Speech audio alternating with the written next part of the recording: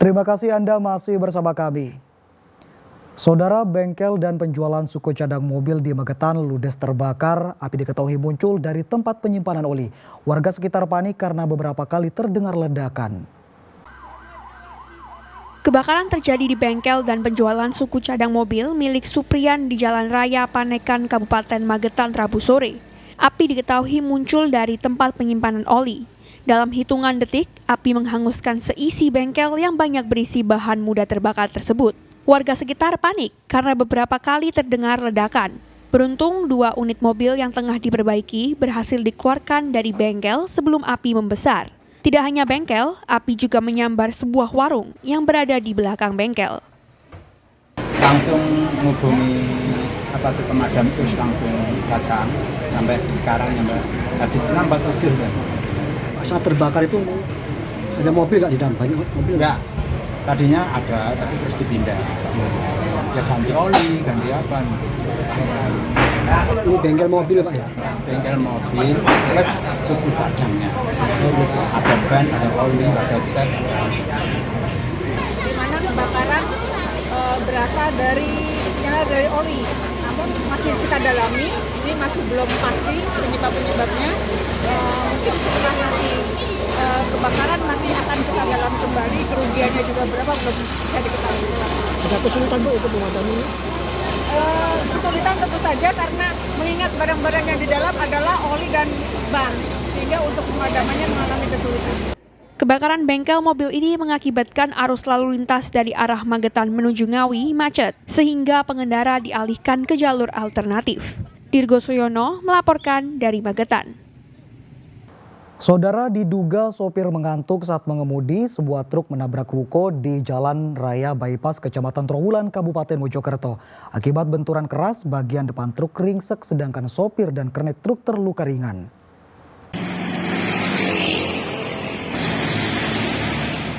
Kecelakaan tunggal ini terjadi di Jalan Raya Bypass Desa Watesumpak, Kabupaten Mojokerto. Sebuah truk tanpa muatan menabrak ruko. Kerasnya benturan menyebabkan bagian depan truk ringsek, sementara teras ruko penjual sembako milik Siti Soliha 40 tahun hancur. Tidak ada korban jiwa dalam peristiwa ini, sopir dan kernet truk terluka ringan. Kecelakaan ini terjadi saat truk yang dikemudikan Vian 30 tahun melaju kencang dari arah Jombang menuju Mojokerto. Diduga sopir mengantuk, truk tiba-tiba oleng ke kiri. Kelihatan arwah di jalan. Arwah apa itu Mas? Setan. Setan? Ya, saya lihat nyamin pindah. Dari mana Mas ini? Dari Pare. Tujuan ke? Mojosari. Kosongan ini Mas? Iya, kosong. Kosongan ya? Iya. Berapa orang Mas? 2 orang. Meski tak sampai menimbulkan korban, namun pemilik ruko merugi jutaan rupiah. Kecelakaan tunggal ini kini dalam penanganan Satlantas Polres Mojokerto. Dia Eko Purwoto melaporkan dari Mojokerto. Saudara, seorang penumpang pesawat Pelita RIP 205 jurusan Surabaya Jakarta yang bercanda membawa bom diserahkan ke petugas otoritas Bandara Wilayah 3 Surabaya. Pelaku bisa dijerat dengan pasal 344 Undang-Undang Nomor 1 Tahun 2009 tentang penerbangan dengan ancaman hukuman 1 tahun penjara. Setelah diperiksa oleh Polisi Militer Angkatan Laut Juanda, Surya Hadiwijaya resmi diserahkan kepada petugas otoritas Bandara Wilayah 3 Surabaya untuk diperiksa lebih lanjut.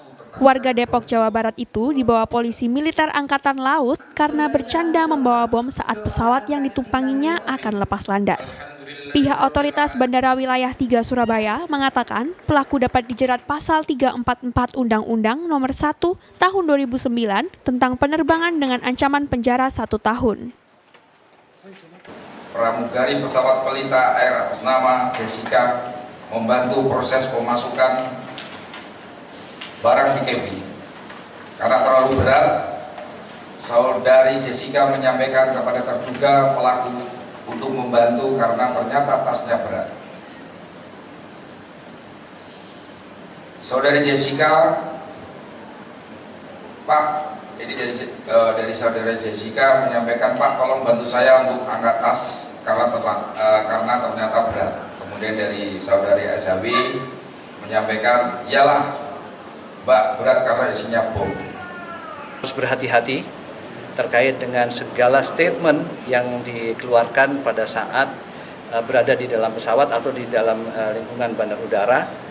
Apalagi statement itu bisa berefek kepada terancamnya keselamatan penerbangan. Ini kami berharap bisa dihindari dan kami akan melakukan edukasi bersama-sama dengan stakeholder yang lain terkait dengan hal ini. Pak, ada berapa pasal Pak yang diterjemahkan? Pasal yang terkait hanya satu pasal, kemudian pasal lanjutannya adalah pasal 437 yang pasal ketentuannya ada di 344. Rabu siang, pesawat Pelita Air nomor penerbangan IP205 jurusan Surabaya-Jakarta gagal terbang. Kejadian berawal saat pramugari meminta seorang penumpang yang duduk di kursi 14A memasukkan tasnya ke dalam bagasi.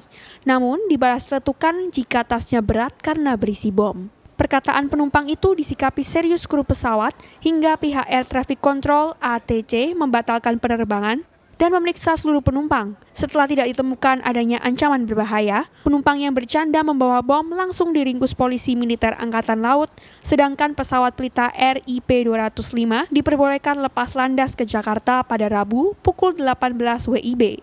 Zainul Fajar melaporkan dari Sidoarjo. Saudara, 3 ruko dan sebuah warung nasi di Jalan Patmosusastro, Surabaya ludes terbakar. Api diduga kuat berasal dari penggorengan abon yang membesar dan merembet ke bangunan lainnya.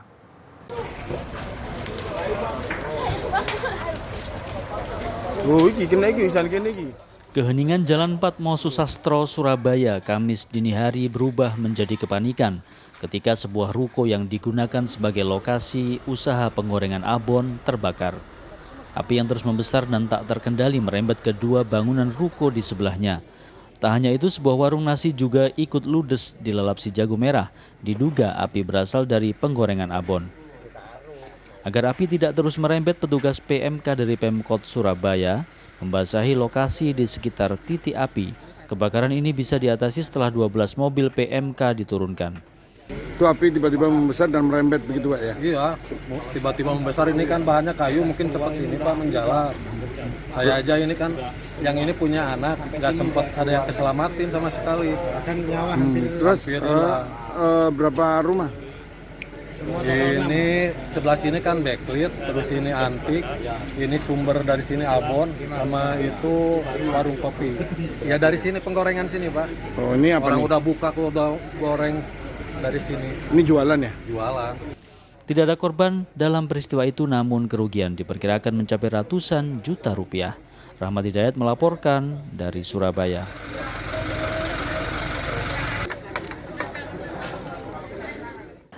Saudara, jelang libur Natal dan Tahun Baru, harga kebutuhan pokok di sejumlah daerah di Jawa Timur makin mahal. Di Surabaya, cabai, tomat, dan sayur mayur naik lebih dari 100%. Bahkan di Pamekasan, saudara, harga cabai rawit menembus Rp120.000 per kilogram. Di Pasar 17 Agustus Pamekasan, Madura, harga cabai rawit kualitas bagus tembus hingga Rp120.000 per kilogram. Sedangkan cabai rawit biasa dijual Rp100.000 per kilogram. Cabai besar juga ikut naik dari Rp70.000 kini mencapai Rp100.000 per kilogramnya. Untuk harga bawang merah naik menjadi Rp35.000 dari harga Rp20.000. Sementara bawang putih naik dari Rp28.000 menjadi Rp32.000 per kilogram. Kenaikan harga ini juga terjadi pada harga sayur mayur dan rempah-rempah seperti jahe dan kunyit. Iya, kalau cabai biasanya harga 80, sekarang 100, 120. Ya, kalau cabai besar biasanya 70, sekarang 100.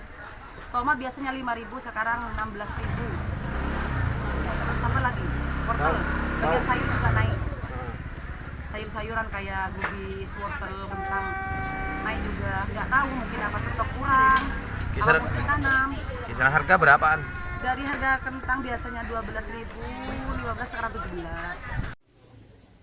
Di pasar tradisional Dugo Kupang, Surabaya, harga cabai rawit juga merangkak naik. Dari Rp35.000 kini menjadi Rp90.000 per kilogram. Cabai besar yang sebelumnya dijual Rp40.000 menjadi Rp85.000 per kilogram. Selain itu, harga tomat ikut naik dari Rp7.000 menjadi Rp13.000 per kilogram. Kolilah, pedagang pasar Duku Kupang mengatakan, kenaikan harga ini membuat pembeli sepi dan mengurangi jumlah pembelian. Bahkan tak sedikit pembeli yang memilih cabai atau tomat busuk karena harganya jauh lebih murah. Bu, ini untuk pembeli ini banyak Bu yang beralih ke beli yang busuk atau gimana? Banyak yang busuk-busuk gini betulan. Berapa Bu kalau yang busuk ini dijual Bu? Ya kata banyak, kata separuh harga kalau yang separuh harga yang Bu untuk penjualan gini berpengaruh nggak Bu? Ya pengaruh Mas, banyak. Sudah gitu, mulai tadi sudah ada orang beli.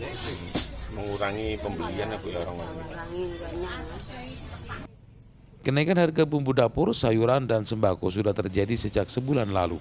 Diperkirakan kenaikan harga akan terus terjadi hingga tahun baru nanti. Melaporkan dari Pamekasan dan Surabaya.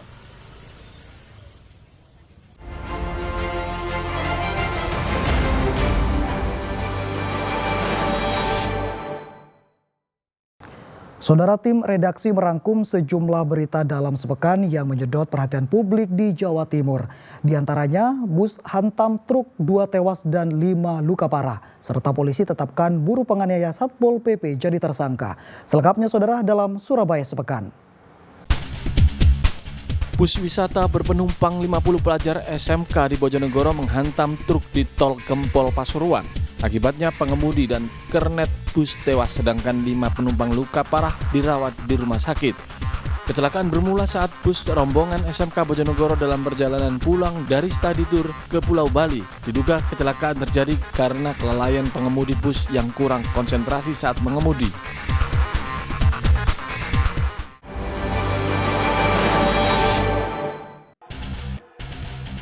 Penganiaya pria hingga tewas di Pasuruan menyerahkan diri ke polisi.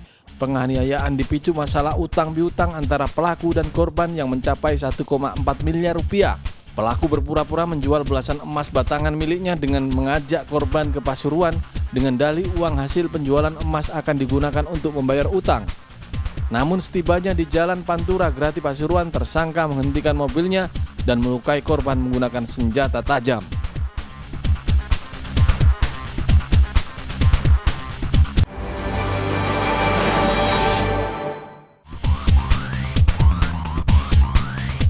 Seorang remaja berusia 16 tahun di Jombang tenggelam saat berenang di sungai bersama teman-temannya.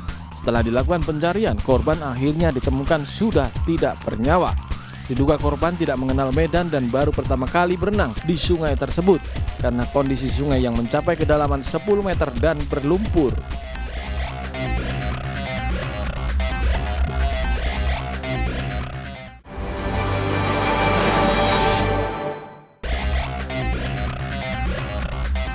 Dari hasil pemantauan Bawaslu Kabupaten Bangkalan selama masa kampanye ditemukan seorang aparatur sipil negara ASN yang menjadi anggota tim pemenangan salah satu capres-cawapres. Klarifikasi Bawaslu, ASN itu mengakui jika menjadi tim pemenangan salah satu capres-cawapres. Berdasarkan hal itu, Bawaslu akan segera mengirimkan berkas pemeriksaan kepada Bupati Bangkalan agar ASN bersangkutan segera mendapatkan sanksi.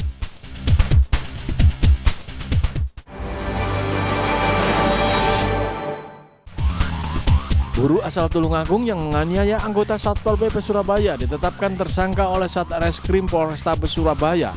Penetapan status tersangka usai gelar perkara dan pengumpulan barang bukti oleh penyidik.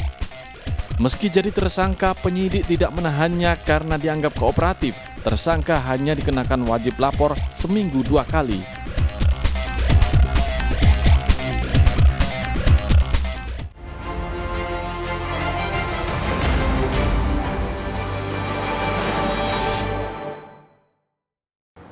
Saudara, informasi tadi sekaligus mengakhiri kebersamaan kita di Liputan 6 Daerah Jawa Timur hari ini.